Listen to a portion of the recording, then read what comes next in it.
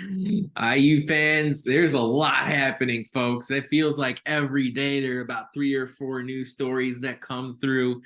Indiana had a weird one on the gridiron against Louisville last week. That took place on Saturday at Lucas Oil Stadium. For a half, you wanted to burn your eye socket out. And then for the second half, you were saying, where was this the first half? We'll talk about Louisville. We'll preview Akron. We'll talk about Indiana's alternate black jerseys that they launched, that they unveiled for this big primetime game on Saturday. But first, your IU men's basketball team released a full schedule, chock full of Big Ten games and dates and opponents, times and TV networks to be determined still. But we got a schedule to talk about, and we got some media day comments to talk through. We're going to start with that, discuss football, and so much more here on episode 307 of the Hoosier Sound, where we are the official podcast of Indiana HQ. We are recording this edition of the Hoosier Sound on Wednesday, September 20th, 2023, where I am your host, Nathan Krishnan. Here with me tonight is my normal co-host, Matt Lukens. Matt, basketball around the corner. I believe not even 50 days until opening night takes place for the Hoosiers. The schedule came out. There's a lot to digest, but IU's got 33 games, 20 against Big Ten competition, the final season before Oregon and Washington and USC and UCLA joined the league. What are your immediate initial observations from this slate? Indiana's going to get tested a lot early in this upcoming year. They're getting tested a lot early, semicolon, however, comma. There's also enough cupcakes on there where they can kind of iron some things out if things are not going as well early on as we might have hoped. Right? I think this team will come together pretty fast. You have a returning point guard. You have a bunch of guys that were on a team last year that were winning and winning pretty handily at times, and then going through some ups and downs that are going to be taking some bigger roles this year. I'm certain that they're going to step up into those. And then you're fitting in a couple of really important new pieces together, right? You have the whole incoming transfer class, and then you have Mackenzie Mbako, right? And the freshmen that are coming in that are going to be also filling roles. There's a lot of moving pieces. They're not going to be great on game one. And who's to say they won't be great by March? I don't know. But there's a lot of question marks on this team. And there's a lot for Mike Woodson and the staff to kind of piece together. I like them starting out with a Florida Gulf Coast team that has a familiar face in Pat Chambers, and the head coaching position there. I'm in State College right now. They know a little bit about Pat Chambers here. Starting off again, Army and Wright, the first Wright State, the first 3 games. I think that's enough of cushion for IU that I don't think they should lose in those games, and I will safely say that, even though I will knock on wood. I don't think they'll be pulling a Archie Miller and losing to a cupcake as the first game out this year. They have too much talent on this roster. But the first real test is actually against the defending national champions and the UConn Huskies in Madison Square Garden. I will be there. I'm very excited to see that. And then hopefully they go on to beat the defending national champions and move on to play the winner of Texas-Louisville, who will most likely be Texas because Louisville sucks.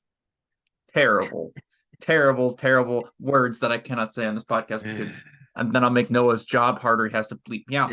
But Louisville sucks. And Texas will probably play Texas in the second game if we do win that. If not, we'll play Louisville and get a free W because Louisville is free. You heard me say that. Then Harvard, Maryland, Michigan, Auburn, Kansas. That's a stretch. That is a stretch. I mean, you start out with the 3 cupcakes. You go into playing into a neutral site in Madison Square Garden, and then boom, in Indy against Harvard, at home against Maryland to open up Big Ten play. At Michigan, it's always hard to play at Michigan, even though they're going to be terrible this year. Then, neutral site against Auburn, I believe, in Atlanta. And then at home against Kansas, which is a game that I would love to go see. That would be a ton of fun. But I think when I'm looking at the schedule, it starts off easy, then they just go straight off the deep end, and then they kind of get a break, right? That Christmas break, they kind of get a bit of a relaxation. They play Morehead State, North Alabama, and then Kennesaw State back to back to back. If I do remember correctly, Morehead State and Kennesaw State were both tournament teams. For sure, Kennesaw. I can check Morehead. I know Kennesaw was. Morehead was in the play-in game for the 16 seed. I'm fairly certain. Both of these were in the NCAA tournament or in and around the NCAA tournament the last couple of years. So they're not exactly programs that you're going to look at on paper and be like, oh, they're world beaters, but they have tournament experience. Sure. And I will say with Kennesaw, their coach did move on to South Florida after last season to take advantage of that, to take advantage of his leverage there, but certainly still a team with that experience. Yeah, they have at least the managers on that team. And the program has been successful, right? At a level that is higher than you would you would associate with it, given that it's Kennesaw State and Morehead State. Yeah. They have succeeded at levels that are higher than actually IU has succeeded at as of very recently, which is missing the tournament for like 6 straight years in a row. So those are good tests. And then you get the Big Ten, the whole rest of the Big Ten. So you already played your 2 Big Ten games that you play early on in December. And then you just get on to, Big Ten games on those. So we've talked about the Big Ten schedule before for IU when it was kind of announced. But it's kind of nice to see everything kind of laid out. Sure. I will let you know this. I don't like some of these turnarounds early on in the season.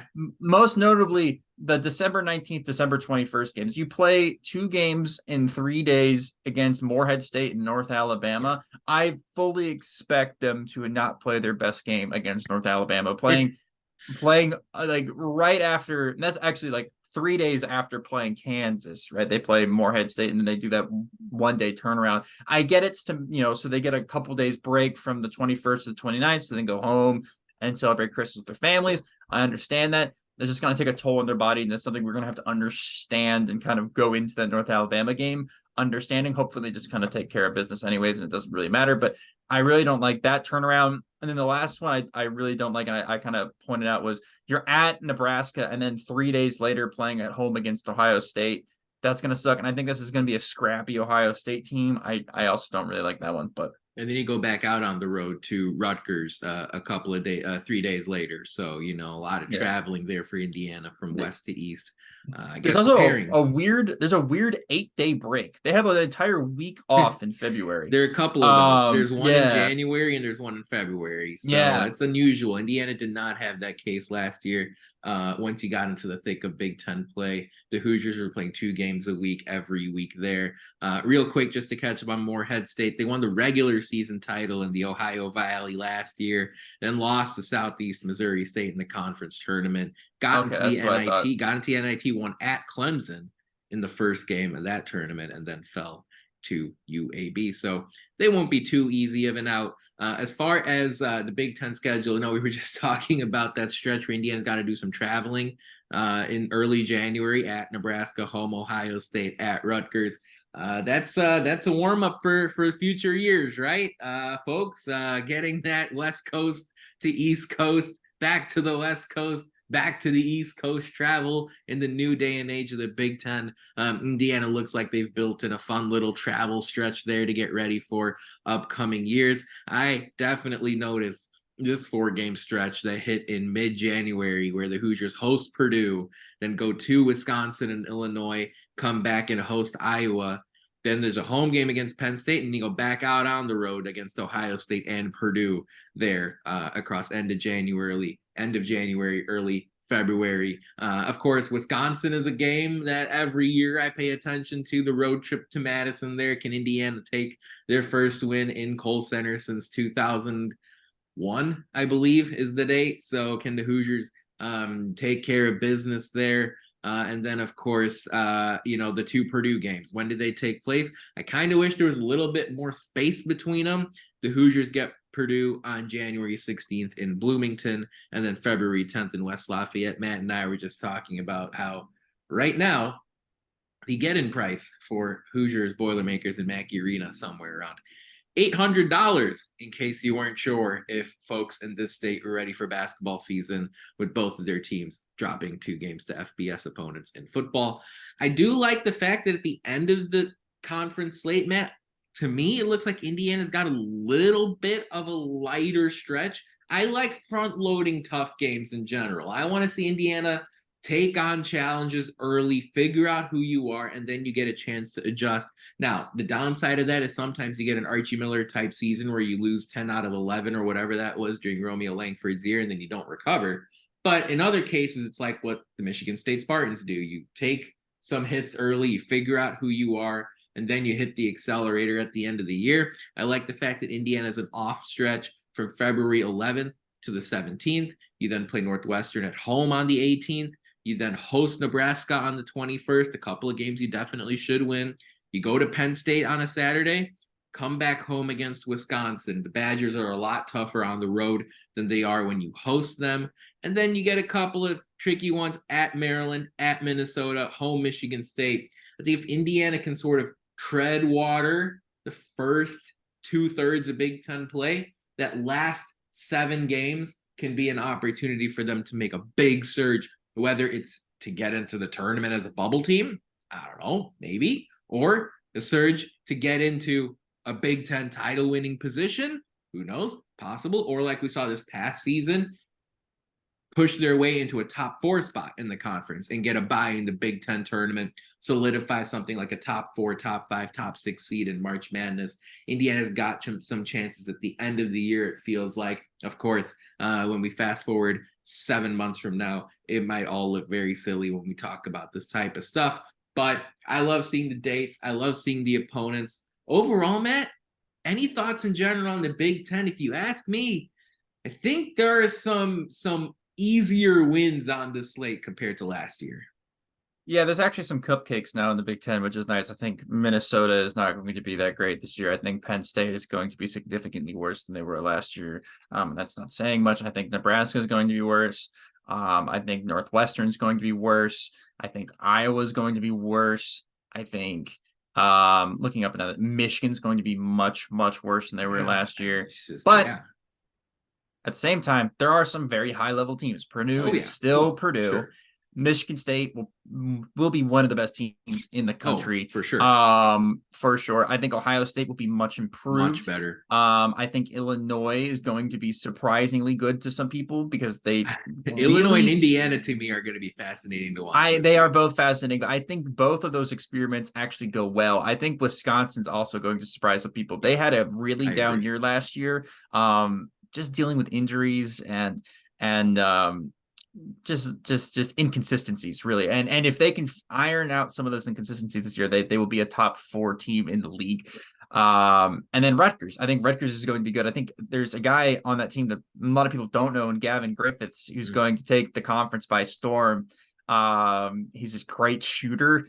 He brings something to that Rutgers team that they haven't really had, and he's a freshman. He's a 4-star freshman. He's going to be very good for them. I think the top half of the league is going to be very good. I think the bottom half of the league is going to be very bad. I think there's going to be different. It is very different because it's been a league where it's basically everybody in the middle, and there's been one team that's just kind of risen up above the absolute mess. And last we saw Penn State do it, right? Exactly. Maryland was really good. I think they were better than expected last year. Yeah. So there's some teams in there that are going to be much worse this year and just aren't going to have the talent or the roster makeup to really compete with the teams that kind of have their stuff together, right? I think Indiana kind of has their stuff together. I think Illinois does. I think Purdue. I think Michigan State does. I think Wisconsin. I think Maryland does. I think Ohio State can. I think Illinois can, if I haven't mentioned them already. Right.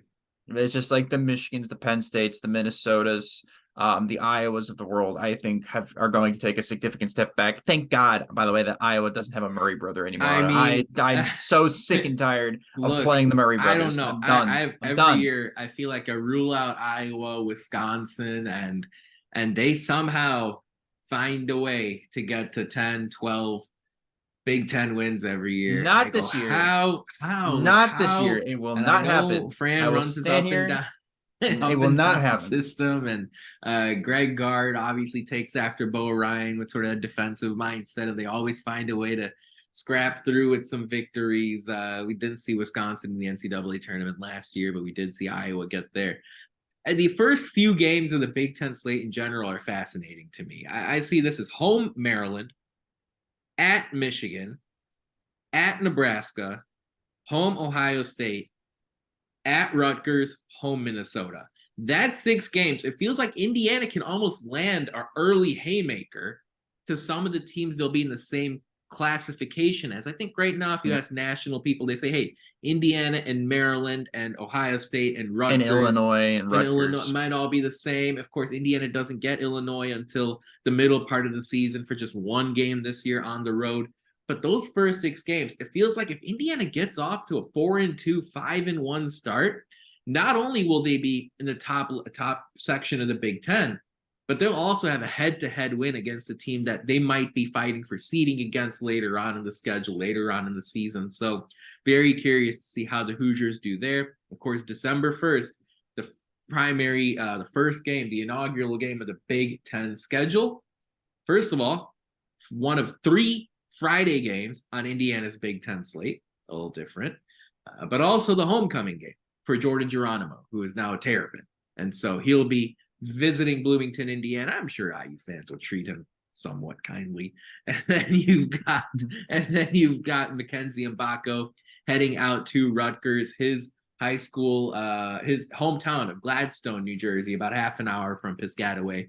So, that's going to be exciting for him, not only to play in Madison Square Garden, but also to take on the Scarlet Knights in Jersey Mike's Arena. And then you get a couple of other quirks on the slate as well. But overall, Matt, looking forward to seeing this team play. Anything else stand out to you as far as a scheduling perspective? What's 1 or 2 games you're really looking forward to on this Big Ten slate when it's all said and done?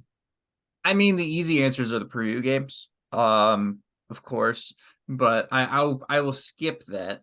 Personally, for me, at Penn State, I'm here in State College. Okay. I'll be going to that game. That'll be fun for me. House of Horrors for IU last year. House of Horror for IU last year. Don't think it'll be that way this year. It'll be is the darkest night before the dawn. That's true. That was like the last game that we played just terribly in before they kind of got their stuff together. Yeah. Right? Yeah. So hopefully that's not the case this year because there's only 4 games left in the season after that happens.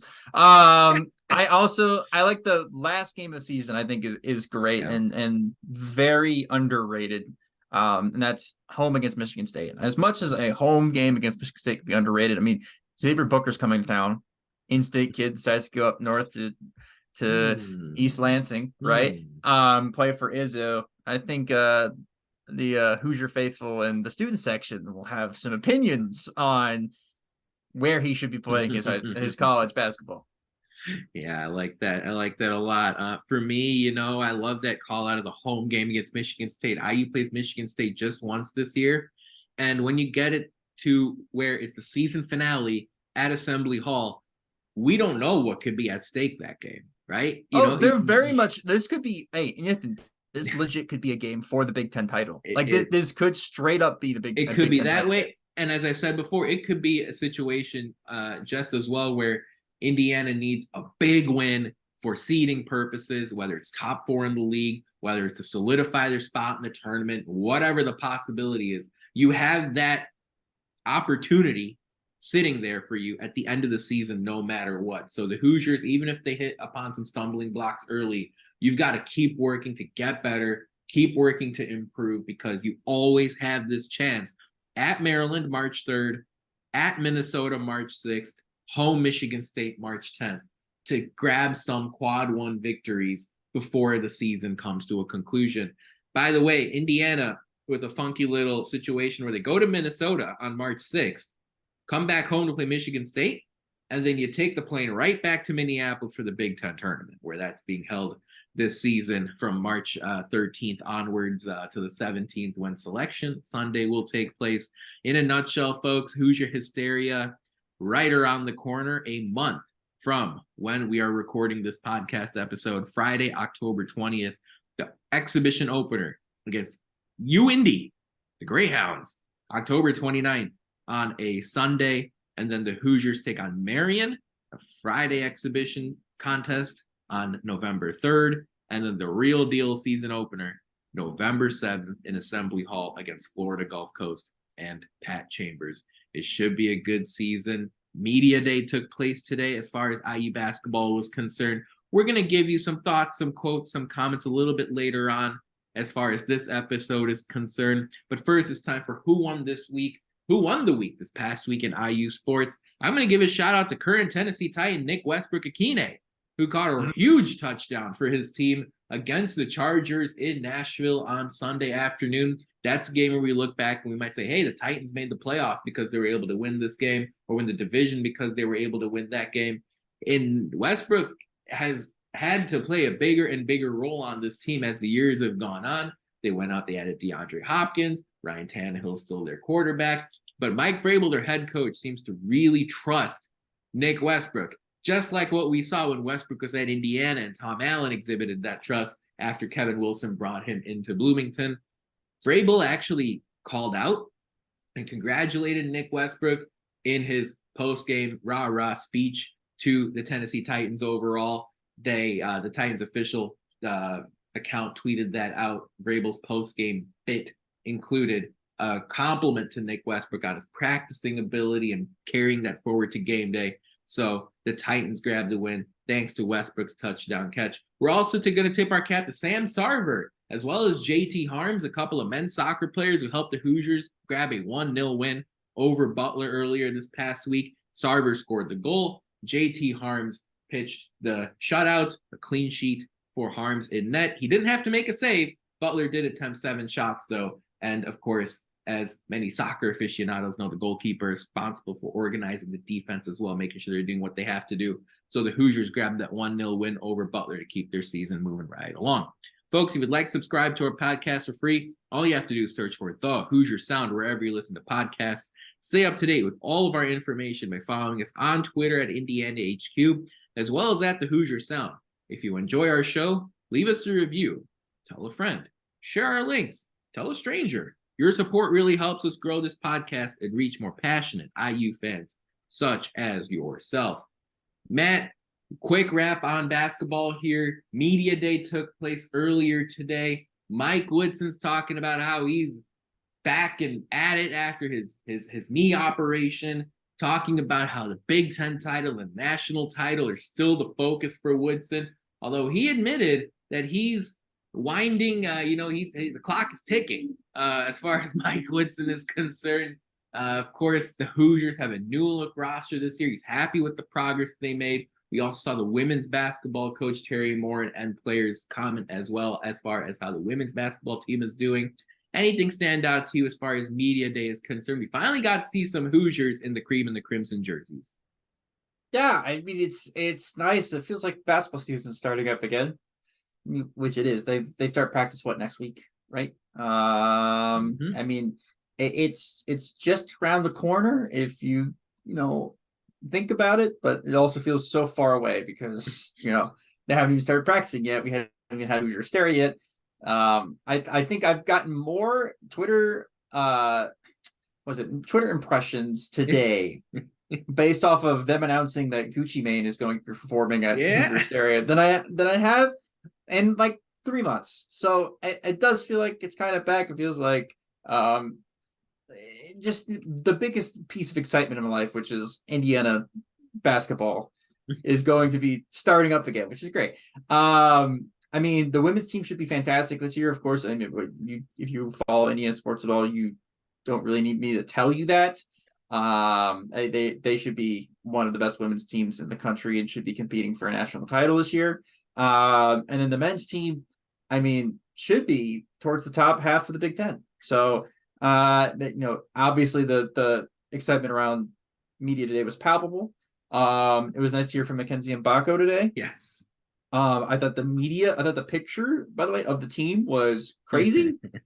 Dude, Caleb Banks and CJ Gunn are we sure they're not Cliff Marshall? Shout out Cliff Marshall. I mean, they look insane, but I'm talking height-wise. Are we sure they're not like 6'7" each? Because I'm looking at them standing next to Kluwer's every bit of 7 feet tall.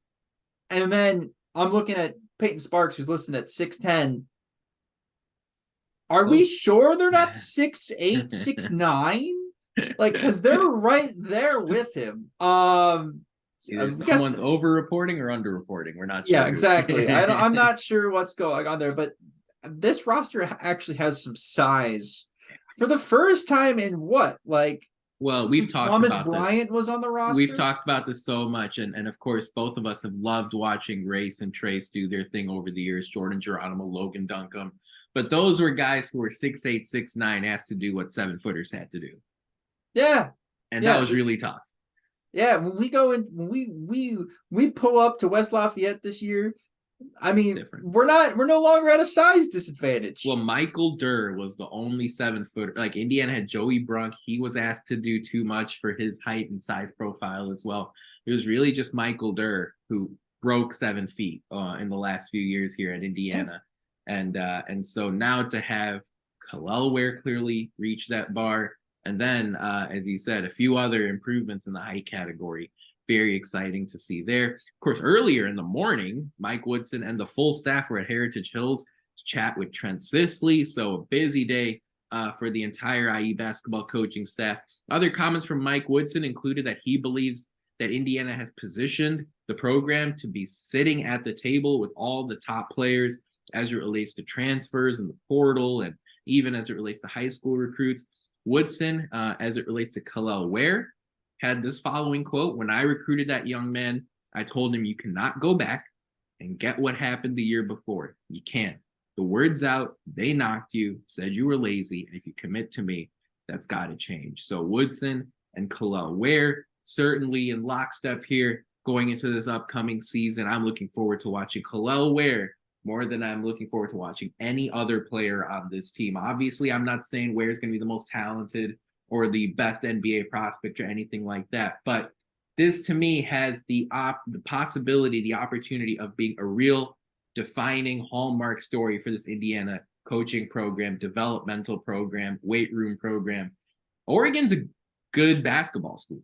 They've had a lot of success in recent years. And to take someone who struggled there, bring him in, and then turn him into a top, whatever, X number NBA draft pick and have a good season at Indiana and get his career back on track, that is going to pay off very long as far as dividends are concerned here for Indiana. So looking forward to seeing Kalel Ware, Mike Woodson do their thing at Indiana. Sydney Parrish, the on the women's team, mentioned that she doesn't think that the women's team is just yet over dropping that second round NCAA tournament game to Miami at Assembly Hall. People still mention it a lot, and it hurts. But with that said, plenty of spirit, plenty of positive energy with the IU women's basketball program. Can't wait to see them play teams like Stanford this upcoming season. That should be an outstanding game. They also play Tennessee on Fox during Thanksgiving night, I believe. So that should be an outstanding game as well. Switching gears here, Matt, Saturday afternoon, we watched Indiana play a weird, wacky, wild college football game against Louisville in Indianapolis. The Cardinals came away with a 21-14 victory. But Indiana fans, and I know there are a lot of you out there, and you watched the entire episode, the entire 3 hours, and it was promptly 3 hours. Shout out, I guess, NCAA rules changes. 3 hours of that where the Hoosiers looked awful the first half, figured things out in the second half. There's some good, there's some bad. What are your headline or your top couple headlines from Indiana's 21-14 loss to the Cardinals? They could not have played any worse in the first half for them to literally play. They couldn't play any better in the second. And that comes down to coaching and game planning and just execution from the players. I legitimately, in my 26 years, well, let's say I can't remember my first 3 years of watching football. So in my 23 years of watching football, I have never been more confuddled after a win or a I don't loss. even think that's a word. I think you were befuddled or confounded. Confoundedly befuddled. There you go. I just made a new word, confuddled. I mean, that's how crazy it was. I don't know what to think about this game because on one hand, I wanted to sell the program. I wanted to fire Tom. I wanted to leave him on the tarmac in Indianapolis. He could go coach high school. I wanted I wanted Walt Bell fired into the sun. I wanted a new defensive coordinator. I don't even remember our defensive coordinator's name. That's how Yeah, Matt insignificant Guerrieri and Chad Wilt doing how that. insignificant I thought he was at halftime. All right. I wanted Taven Jackson to play basketball. I wanted all of these thoughts are going through my head at halftime. They come out and they onside kick. Louisville's one onside kick, which was amazing, by the way. I've never seen, but it's KCT Garden, but I've never seen Tom Allen actually go out and try to proactively win a game. I've seen him proactively try to lose games before. I've never actually seen him proactively try to win a game before. He just game manages a game until the other team throws it away, and then Indiana wins. That was actually him saying, you know what, this team needs spark. I'm going to go out and let's just try it. I mean, the worst case scenario is we're down 28-0, which might as well be 21-0 the way they played in the first half. So they went out, proactively went and got the ball, went down, got points, I believe, right? Yep. And then 21-7. Then they played as well as they possibly could until with about 3 minutes left in the game. They have a chance to tie the game at the 1 yard line. You have a 6'4" QB whose brother was the face of the basketball team for the last 4 years. Put him under center and push him into the end zone. And they do a handoff draw that pulling a guard that gets stood up about 4 yards behind the line of scrimmage. Yeah. True. At the one, you're not even at the 1 yard line, you're at the 1 inch line. Like the ball. It was the half. It was the half. Literally the half. Yeah. Maybe even a little bit ahead of that, but they marked it. Just push the quarterback. Yeah, and the crazy part of this to me is not only did you mess up the 4th and inches call, 4th and goal call from the 18-inch line. There were 2 timeouts that happened unnecessarily between the play when Jackson stretched for the pylon, was justifiably half yard short. You then took a couple of minutes to review the play, and then you called a timeout. And again, I'm all for, hey, you don't take timeouts home. I'm actually more sort of on the lenient side when it comes to coaches using timeouts. Look, I just don't want you to take them home. So if you need to call it. But you do that where you already have a 2-minute review, and then you extend that rest for another minute for Louisville's defense, who's been on the field for a dozen plays or so, and then you call that. Just push the QB. It's a half yard. And by the way, if you can't get a half yard with you put line up. Yeah, you're right. Line up in pistol. You're right. Line up with or do something else. Line up with 3 people behind the QB. You line up in what's called, you have the QB under the full house center, or the T formation. Yeah, T formation. Line up in T formation. Put the 3 strongest dudes on the football team. Like, I don't care if it's 3 defensive linemen. Put them behind there and just push it's half a yard. It's half a yard. Yeah. Taven Jackson's going to be on top of his center. All they have to do is literally push him until he bends backwards into the end zone. And it's an interior of a Louisville defensive line that isn't all that great. And you got Zach Carpenter snapping the ball from center, Michigan transfer. Taven Jackson was calling all the right shots, making all the right decisions for the entirety of the second half. And then you call that. And there's no way, Nathan. There's no way they don't have a short yardage package that doesn't require them handing the ball off and pulling a guard. There's just no way. There's no way. There's no way. And even if you call a QB sneak and miss there, in the odd chance that you miss, I live with that. Louisville takes over exactly, and all it takes for Louisville at that point is to fumble a snap, have some sort of hiccup there, trip into their own end zone. It's 21-16, and you get the ball back with about 3-4 minutes to go. Nathan, I swear to God, I swear to you, this staff is the most confusing, confuddling group of people I've ever met, witnessed, or have any sort of relationship with in my entire life. I watch them make decisions that are just incorrect from the second they make it. There's no reason for them not to sneak the ball, and that is why it's so frustrating. If let's say they don't do that and we're still down 14. Sure.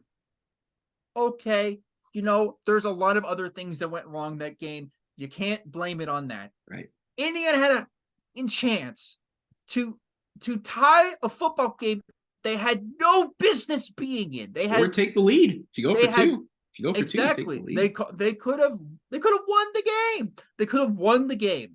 And instead, they chose to do something that it was too tricky. They didn't they overthink everything. I need a psychologist to be a part of that coaching staff. It's a great point, Matt, because if you look back to the start of last season, where the group at the top is Tom Allen, Walt Bell, Chad Wilt, and again, Chad Wilt is still the co-defensive coordinator. It's Matt Guerrieri calling plays, but you've had numerous games, too many to count, where Indiana is awful in one half and great in another. And that should raise a lot of questions because it's not consistent. It's not awful in the first, great in the second, or great in the first, awful in the second. It's all over the place. They just can't put 60 minutes together. You look back even to the home game against Idaho last year, where Indiana was down 10-0 at half to an FCS team. They can't put a half together, Nathan. They can't put a half together where they out-coach the other staff. And then you think about the Cincinnati game, right? Cincinnati blew the doors off Indiana in the first half. And then Indiana came back and looked really good in the second. But Cincinnati came away with a 3-touchdown win. You then went to Nebraska and you looked all right for the first half. Things are going great. And in the second half, things just completely crumbled. Michigan, you were hanging in there in the first half. You're doing okay. You kept it close. That's pretty tough to do against Michigan. In the second half, everything fell apart. Rutgers, Indiana gets out to a 14-0 lead, loses 24-17 because they are unable to pick up a first down on offense or get a stop on defense. Against Michigan State last year, you saw a god-awful first half in East Lansing. And then the Hoosiers figured things out, and they played better, and they believed, and they fought, and they found out what worked, and they removed what didn't, and then they won the game. Why is this a common theme with this football program since the start of the 2022 season, where we've watched 15 games, and in the vast majority of them, there is no consistent level of production? And I know college football is crazy, but it's not this volatile to where Indiana, and again, to Matt's point, Indiana had a clear-cut chance to redefine the narrative on Saturday. The entire story for the entire season. And it relates to Tom Allen's narrative and Walt Bell's narrative and Taven Jackson and Aaron Casey and Andre Carter. You go and you win this game at a neutral site. What are people saying today? And all they had to do was show half a pulse in the first half. Against a very good Louisville team. That Louisville team is good. I think Louisville's really good. 8 or 9 games. Yes. And Indiana's statistically played a top 25 schedule across college football through 3 weeks. We haven't gotten into Big Ten play yet outside of the Ohio State game, but you cannot expect any level of success, whether you want to call that consistently making a bowl game, whether you want to call that consistently finishing with a plus 500 record in the Big Ten, whether you want to call that contending for Big Ten titles. You cannot do any of that if for 60 minutes you don't play a somewhat consistent level of football.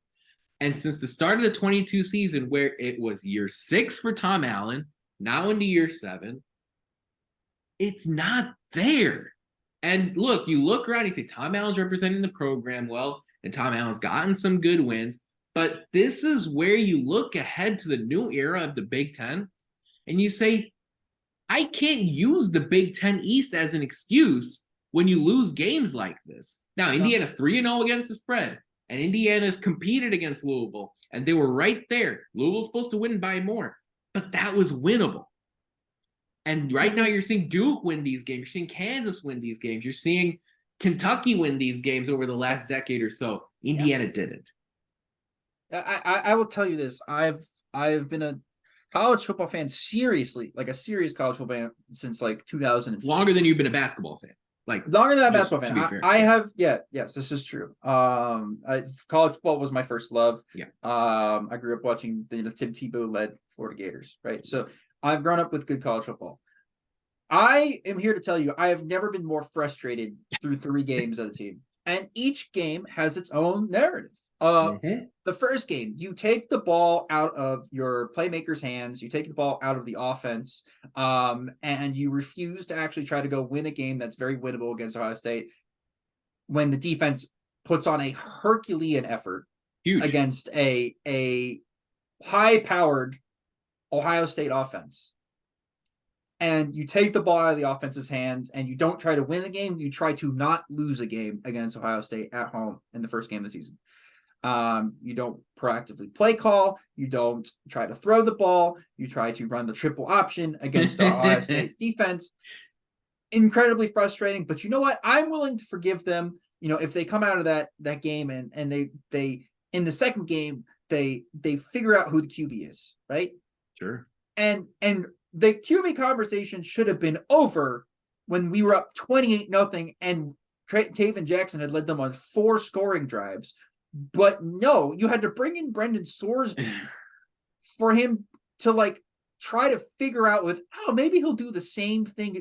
You should have known who your QB was from day one. This faux QB conversation was never actually a conversation at all, right? Like it was clearly Taven Jackson. Anybody that watched any of these games, it was clearly Taven Jackson. Yep. Okay. And that should have never been a conversation in the first place. But no, we have to have the conversation. You have to bring doubts into the players' minds. You have to ruin people's confidence. And then on top of that, you have Brendan Sorsby's family arguing about the coaching staff decision on Twitter after the football game. So he can't even win a football game and be happy about it. Then you go and play our arch nemesis, Jeff Brom, who all of us hate so very, very much. And you go out and you absolutely crap the bed in the first half. And then you absolutely crap yourself in the most important play of the game. Yeah. And then the defense that had been great all second half stop Louisville to save their lives on that last drive winning time when it matters most. They couldn't get a stop to get the ball back to the offense so that they could possibly salvage again a mistake that should have never happened in the first place. Okay, so if you ask me, there is a timeline in which a good coaching staff has this team at 3-0. You gotta win these games. You got to win the games that are winnable. I know this is an astonishing statement from a person that has a podcast. Hashtag analysis, yeah. Hashtag analysis. You have to win the winnable games, and so far IU has lost there two winnable games. That Ohio State game was extremely winnable. Indiana teams of the past, if you had told them they were going to hold Ohio State to 24 points in a 23. game. 23 points in a game. Because 24 gets you a win. That actually does. Like 24 is key number. That if you get 24 there, you win. Exactly. There are so many Indiana teams in the past 7 years under Tom Allen that win that football game. That win that game. Right? And it would not take a Herculean effort from a Michael Penix-led Indiana team for that to happen. It wouldn't have taken a Herculean effort from a Richard Lago team. Yeah, Lago, Peyton Ramsey. To score 24. Peyton Ramsey to score 24 points. But you take the ball out of your quarterback's hands and you try to win a game like 10-7, which is never going to happen, by the way, against a high-powered Ohio State offense. It's just never going to happen. Yeah. So again, I am very frustrated, and I know. So there are going to be some people and some optimists that are going to say, "Oh, well, they're 1-2 in both those games. You know, you predicted them to lose." Well, that's me. Honestly, Matt, that's me. I know, and that's fine. And you're allowed to have that opinion. In fact, I welcome that because I'll be honest with you. I don't know how you live with yourself if you're like me. But I'm sitting here watching this team going, this team has so much promise. I'm intrigued. I'm absolutely intrigued, but at the same time, I know that the decision making that went into the Ohio State game, the decision making to even having a QB battle in the first place when we knew who the QB was going to be from day one, and the decision making from the first half of the Louisville game and the last 4 minutes that matter the most against Louisville is going to come back and bite the staff in the ass over and over and over and over again until they leave town. It's not going to change. Tom Allen isn't suddenly going to become Deion Sanders and call everything right in primetime. Seriously, you go back and you watch the play calling from that Colorado State game. They sucked. But in primetime, nice. I see what you did there. You see what I did there? You see what I did there? In primetime, in the last 2 minutes of that game, they called that game perfectly. They knew who their playmakers were. They got the ball to them when they needed to, and he kept the ball in Shedeur Sanders' hands because he knew that he was the best player and their best opportunity to win that game, right? And then they went and executed in overtime and ended up winning the whole football game, right? But that last 2-minute drive starting on their 2-yard line to go 2 minutes and 98 yards in 2 minutes to tie that game was about as impressive a play call as I have seen. They did it. Then they had to go to 2-point conversion, by the way. Ready. To tie the game. And they did that, right? And they went and they out there and they executed. This staff does not have that. They don't have They did it against Illinois. They did it against Michigan State last year. They did it against Illinois, but that was and to me, it's not so much a fluke, Nathan. It's not so much that's a fluke. It's not so much a winning time thing to me as much as it is a crazy level of ups and downs over the course of a game. That's what I still cannot wrap my head around. Yeah. You prepared for Louisville thoroughly because you knew who they were. Tom Allen tried to make a case that, you have a game and a half of data because Louisville has played a proper FBS opponent in Georgia Tech and half a game against Murray State. But in reality, you had 5 years of Jeff Brom, Brian Brom tendencies at Louisville, as well as Mark Hagan tendencies, a defensive coordinator there who was on Tom Allen's staff early in his tenure, one of Allen's defensive coordinators early in his coaching tenure at Indiana before Kane Wommack came along. You knew everything about this Louisville team. And it looked like just one coaching staff put any work into things in the week building up to the game. You can't show up an hour and a half late to work in any other job and expect to keep your job. If I showed up at 11 in the morning or 10 in the morning to my day-to-day job, I'm not going to keep it. You're going to have a conversation with me and find someone else to do what I did. And frequently, Indiana has not shown up for an hour and a half. And that is what I cannot wrap my head around. And it's not good enough to just say, we realize that we got to play 60 minutes. You got to action to it. You got to figure out solutions now. Because the reason I'm optimistic, Matt, is that I see Taven Jackson and I see someone who's making good decisions and pushing the ball down the field. He was obviously a little hyped up in the first half on Saturday, but he was one of the few Hoosiers to actually help the team in the first half on Saturday. So I don't have too much of an issue with him overthrowing a couple passes in the first half when the defense is busting coverages, the offensive line isn't blocking, and the rest of the running backs and receivers hadn't showed up yet. I thought Taven Jackson looked really good. Jalen Lucas, and this is an example of the team actioning towards something, not just speaking to it. They used him as a wide receiving weapon throughout that game on Saturday. They had talked about it for a while. They actually did it on Saturday, lined him up in the slot, ran routes with him out of the backfield. Truly a receiving threat in addition to what he does in the running game. Cam Camper didn't go to him in the first half for God knows what reason. Then in the second half, he goes out and looks like the most unstoppable player on the field, putting together 74 receiving yards in one half alone on just 3 catches.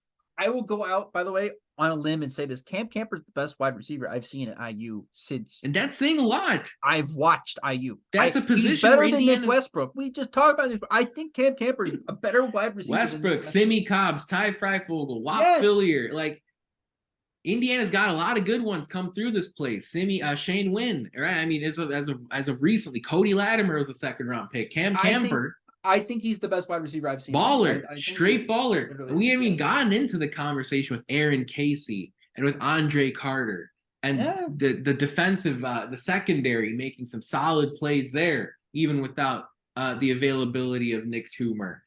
Philip Dunham continues to step up and make big plays back there for Indiana's defense. I see a lot of really good players. I don't look at this and say Indiana's a talent deficient team.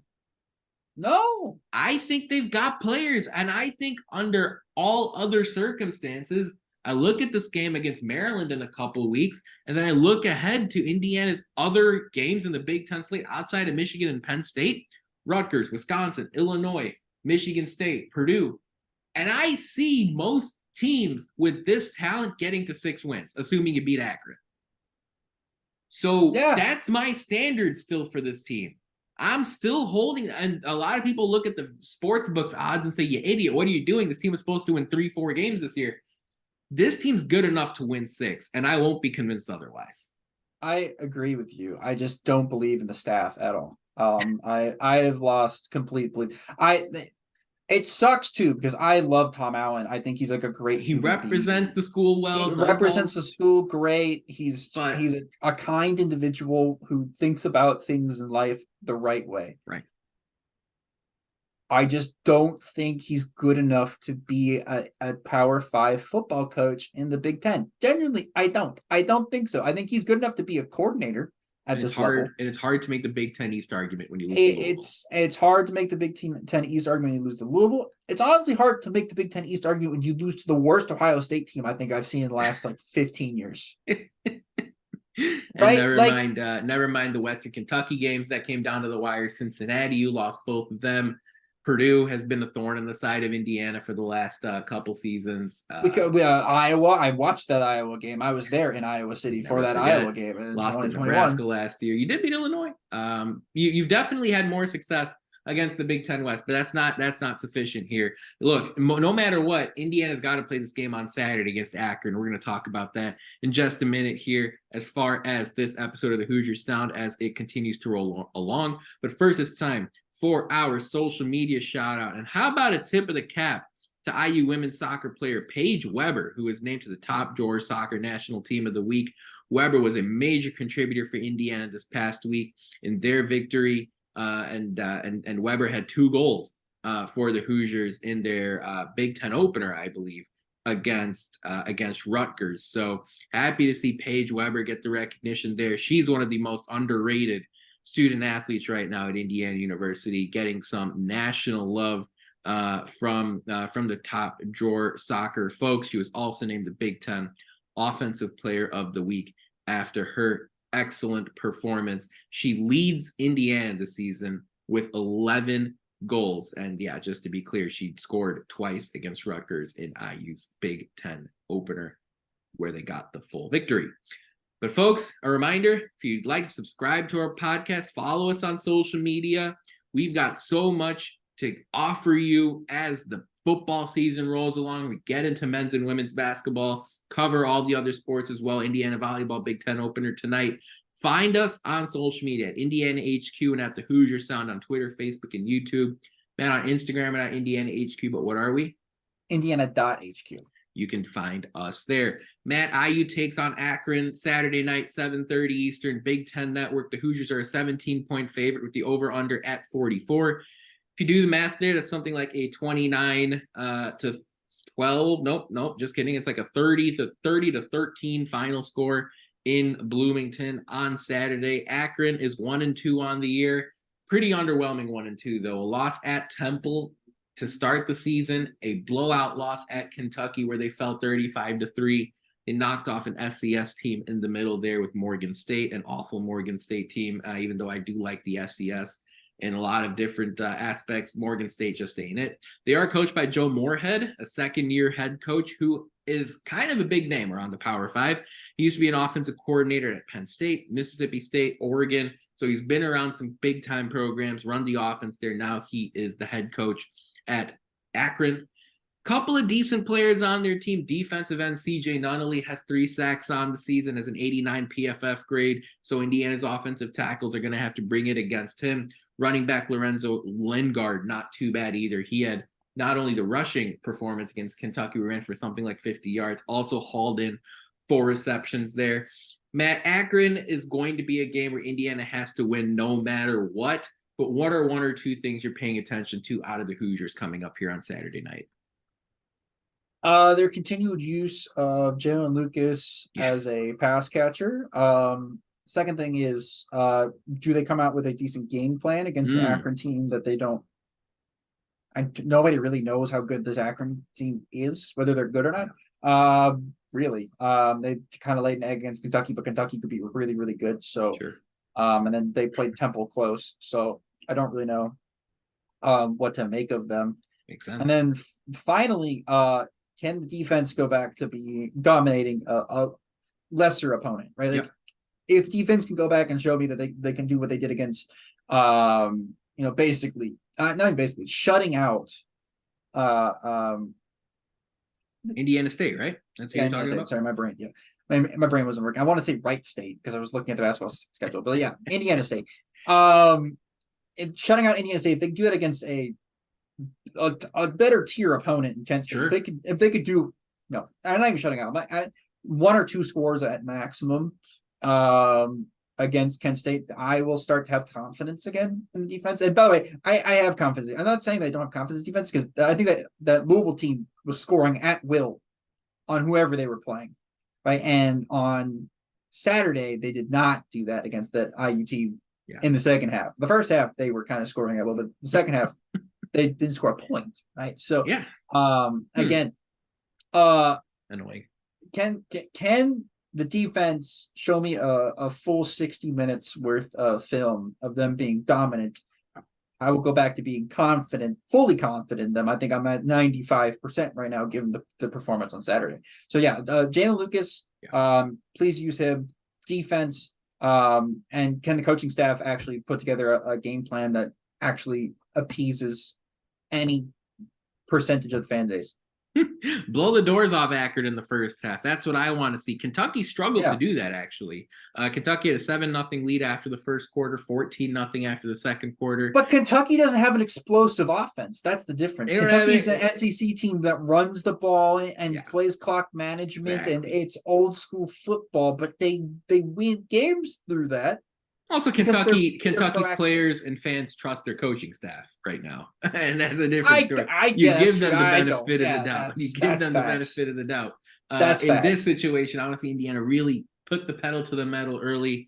Akron could be a little fatigued coming out of that previous game against another Power 5 team. Take advantage, blow the doors off, then go up 21-0 in the first quarter. And I think we'll all be happy. The Zips in general are not a team to be concerned about too much. Their quarterback, DJ Irons, had 34 pass attempts and 130 yards through the air against Kentucky. So nothing too dangerous there. But as far as I'm concerned, Matt, I want to see Indiana continue to unleash the passing game. I'm looking forward to Taven Jackson having another 50 reps against Akron on Saturday, where he learns about some things against a team where their defense is further along than their offenses right now. So it's going to be a proper test for Taven Jackson against Akron's defense. I want to see him locked in, paying attention to detail. Hey, maybe in the first quarter here, don't overcook your passes. I understand being hyped up, adrenaline rush for the last game in your hometown. This one, hey, let's be on schedule. Let's be on target consistently from the first quarter, paying attention to that. I'm looking forward to seeing Indiana's tackles against Akron's pass rush, especially in situations where Indiana may be in passing downs. CJ Nunnally is a legit pass rusher, very well could be in the NFL when we talk about him in a couple of years. He had a sack against Kentucky, was a lethal force in their game against Kentucky, as well as all season thus far. I want to see Indiana block effectively, and of course creating running lanes for Jalen Lucas and Josh Henderson and Christian Turner. I'm looking forward to seeing that. Of course, Hoosier fans are also looking forward to seeing Indiana unleash alternate black uniforms for this game. They're going to try to black out Memorial Stadium as well. I'm excited to see a little bit of creativity, a little bit of design uniqueness when it comes to this Indiana football program. I liked under the Kevin Wilson administration when they had different helmets almost for every single game. I think Indiana football is in a position where they can be bold, they can be aggressive with their uniform choices, with their equipment choices. I like what I'm seeing there. The jersey looks sharp. Are there a couple things that could get better? Sure. But in general, jersey looks sharp. Looking forward to seeing them take the field in their black uniforms on Saturday night. Matt, look, this is what the recruits look for, right? This is what the players look for. This is more of a 16 to 22-year-old thing as it relates to releasing new uniforms. What are your thoughts on Indiana's alternate jerseys here on Saturday night? I mean, they're sick. Yeah, that's the best news to come out of the program in the last no, that's not true. That's not. Taven Jackson's the best news out of this program. I said out of the last week and a half. I thought he was great against Louisville. They didn't. Don't even get me started. They didn't let him cook. They didn't let him cook in the first. Let him cook. Right. Let him cook. Throw for 500 yards on Saturday night. I don't care. He could go for it. He threw for 300 against Louisville. We're sitting here acting like he couldn't have thrown for like 250 against Ohio State if they had played him and actually thrown the ball.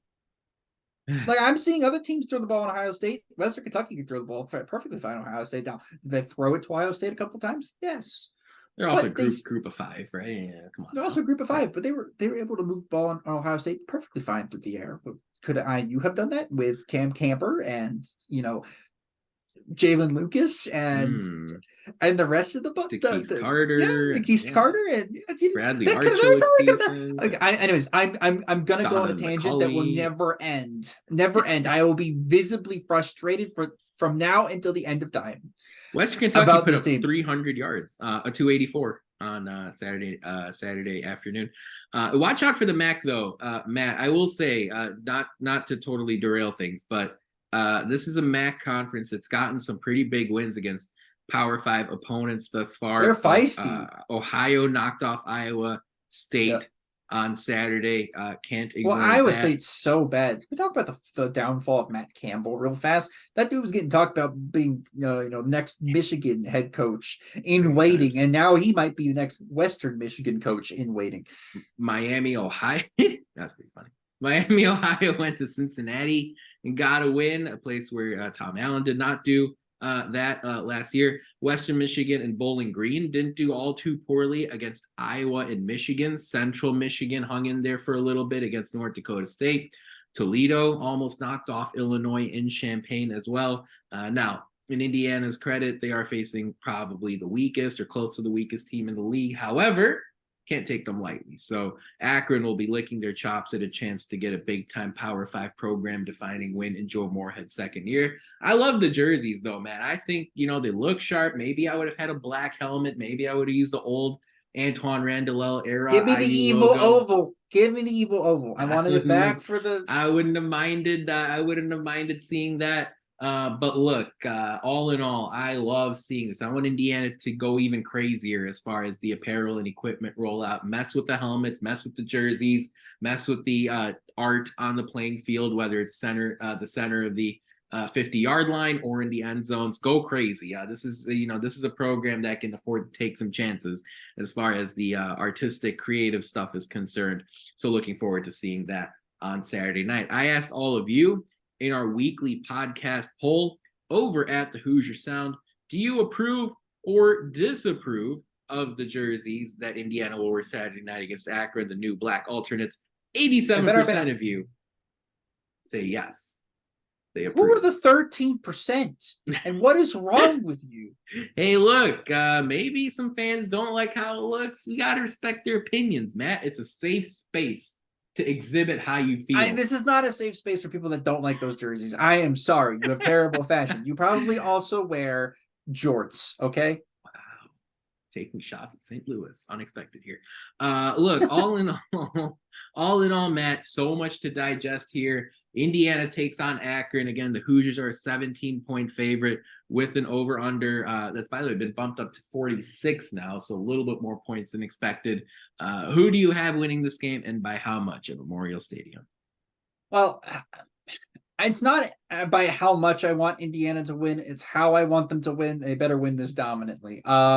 If they don't win this game, there are obviously serious problems, including one of which would be my mental and physical well-being. There's news on Sunday if they lose this game. That's all I'm saying. There better be. There's news on Sunday if they lose this game. Yeah. Well, yeah. Or you don't want to get in trouble. I mean, look. I'll save this for my last statement. Because I've ripped on the coaching staff a lot today, but I will save this for my last statement. There's something that does need, because I care, and there is something needing to be said about the staff that I haven't said so far. I will tell you this: it better be 48-10. Yeah. That's the final score. Right. They need to score as much, if not more, than they did against Indiana State. I want to see some improvement against the lesser team. Like I want to see them actually go out and execute in a way that is sufficient. Yeah. And done in a way that is expedient. Yeah. I want to see them take they have the talent and the ability to go out and do 3-play 70-yard drives. Like I need to see some big plays out of this team and Jalen Lucas this game. Yeah, so that's why I said expedient. And finally, I need to see the coaching staff actually do something useful. Thank you. That's it. Great. I love it. I'm going to give Akron's defense a little bit more credit. I'm going to say Indiana wins this one 34-7. I think it's going to be a good I'll bump it up 34-10. Indiana win 34-10. Akron, I think, is a step up from Indiana State. I'm expecting Indiana to, I don't know, maybe have a little bit of a conservative approach more than you'd like with Maryland coming up, a game that will once again be a chance for Indiana to win a toss-up. Maryland is low-key struggling this season, and Indiana could go in there. Not on offense. In College Park, just overall. Yeah. A couple of slow starts in their last 2 home games. A chance for Maryland, for Indiana to win this game in College Park. I'm looking forward to watching that Michigan State-Maryland game on Saturday in East Lansing. But with that said, the Hoosiers, I've got them winning this one 34-10. Looking forward to seeing IU jump up to 2-2. Speaking of Michigan State-Maryland, Matt, there are 9 Big Ten games on this slate coming up across Friday and Saturday. A lot of really good contests. Wisconsin, Purdue, and West Lafayette Friday night. Maryland goes to East Lansing against Michigan State. Iowa, Penn State in the whiteout in State College Saturday night, along with Ohio State, Notre Dame. In addition to all the other games going on across college football, we like to give you 1 or 2 Big Ten picks of the week as it relates to point spreads and over-unders. Matt, of the 9 games that you see right now on the slate, are there any picks that you like as far as teams against the spread? Any upsets potentially as you look at the schedule on Saturday?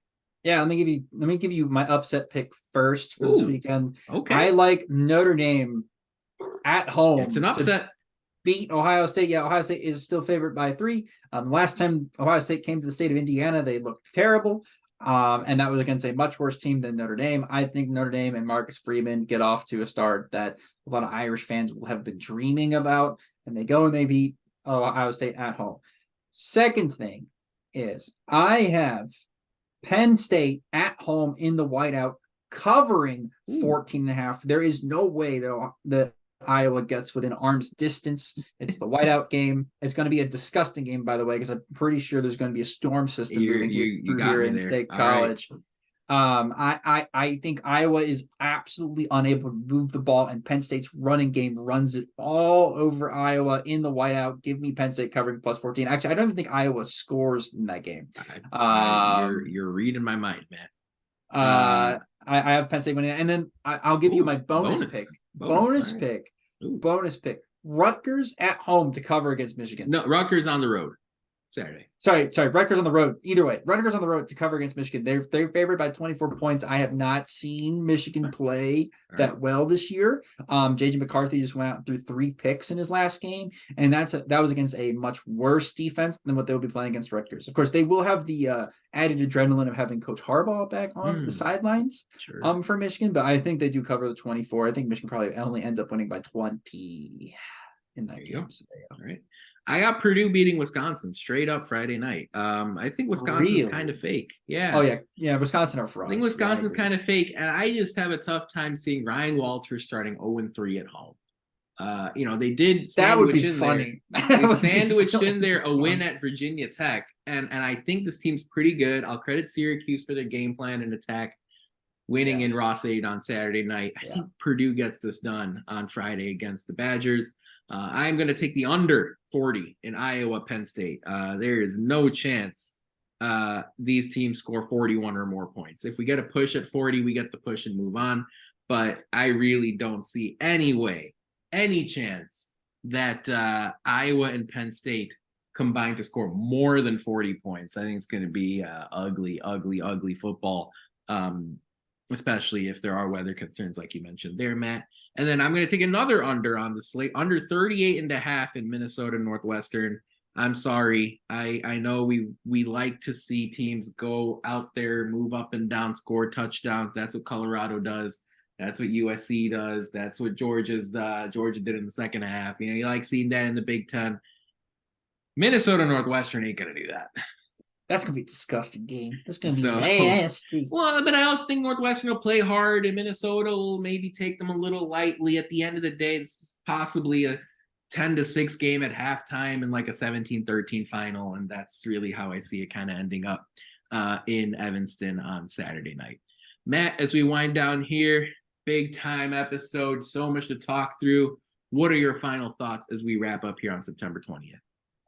Look, this week has been clouded by coach firings, FBI invading people's houses.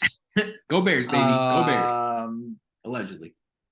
Just a bunch of stuff going wrong with other coaching staffs. And I am a proponent against this IU coaching staff when it comes to on football field play. Sure.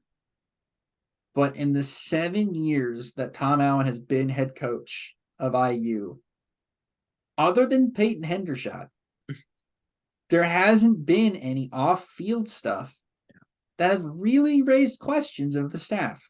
And I have Connor Delp. I know some people will be picky. Just if you want, you can Google Connor Delp if he's a walk-on. Yeah. Look, I agree though. Good. Comparatively good to totally agree. Comparatively to Totally agree. all the other staffs around the country, and there's been no cheating. There's no. I mean, God. Well, that's why it's frustrating. No, they're not cheating. God damn. Sorry. There's been no cheating. There's been no sexual assault allegations. You're not calling and having phone sex with a sexual assault victim. Nope. We're not. You're not giving up. They've never given up on a game. Like some other head coaches have given up on seasons at their alma mater. I appreciate them for going all out, at all times and doing it in the right way. And that's the least they could do, right? It's the least they could do, but they do it very well, and I appreciate them for that. And it's a good story. It's easy to root for them, even though they've not a headache. It's not a headache. No, watching them do their job is a headache. Watching them outside of their job is not, right? And having them a part of the program is not. And I appreciate them for that. And I just want that to be known, that when I criticize the staff, I'm not criticizing them as people. I'm not criticizing them as people that run a program. I'm human beings. I'm criticizing them just strictly from a footballing perspective. Yeah, understandable. As far as I'm concerned, with men's basketball, I understand. I know, like right now, a lot of people are starting to put their analyses and predictions together for this upcoming season. Guys, Indiana's not going to be in the preseason AP top 25 for men's basketball. They're probably going to be picked something like 5th, 6th, 7th in the Big Ten, generally speaking, on average. Don't tell it to the guys in the locker room there, though, at Assembly Hall, Simon Scott Assembly Hall, Cook Hall. The team, as far as their comments today, from the players to the head coach, very much locked in on Big Ten title, national title. That's their goal. Is it unrealistic? Is it ridiculous? Who knows? Time will tell. But if there's one sport where you can be a little crazy, be a little out of left field, it's men's college basketball. What else are they both supposed to say, Nathan? What else? There's a difference between saying things and putting some intent behind them, some meaning behind them. Okay. You and I are a couple people that have been in the same room quite frequently as Mike Woodson and Archie Miller and Tom Crean and the players from those different tenures. And you get it as you do what we do more and more often. Sometimes guys will say, hey, we've got a good chance at beating the Caleb Swanigan-led Purdue Boilermakers or the Jaden Ivey-led Purdue Boilermakers, and it's not really something you can believe in. Travion Williams, Purdue Boilermaker. But then you listen to the comments from guys like Mike Woodson today, Mackenzie Mbako today. The team really consciously believes that if they can conduct themselves the right way between now and the season opener, take the practices seriously, take their preparation seriously, stay healthy, they could definitely be in store for a great season where they achieve their goals. The non-conference slate, though, is going to test them, and I can't wait to see the Hoosiers take the court here on November 7th. But, folks, that about wraps it up for our 307th show of the Hoosier Sound. Thank you so much for joining us. We really appreciate your support. To hear more fantastic episodes like the one you heard today, be sure to follow us at Indiana HQ and at the Hoosier Sound to make sure you don't miss any in the future. You can also go to our website, IndianaHQ.com, to find it all in one place. But, as always, thank you for listening, Hoosier Nation, and we will see you next time. Peace and love. Go Hoosiers. Love you guys.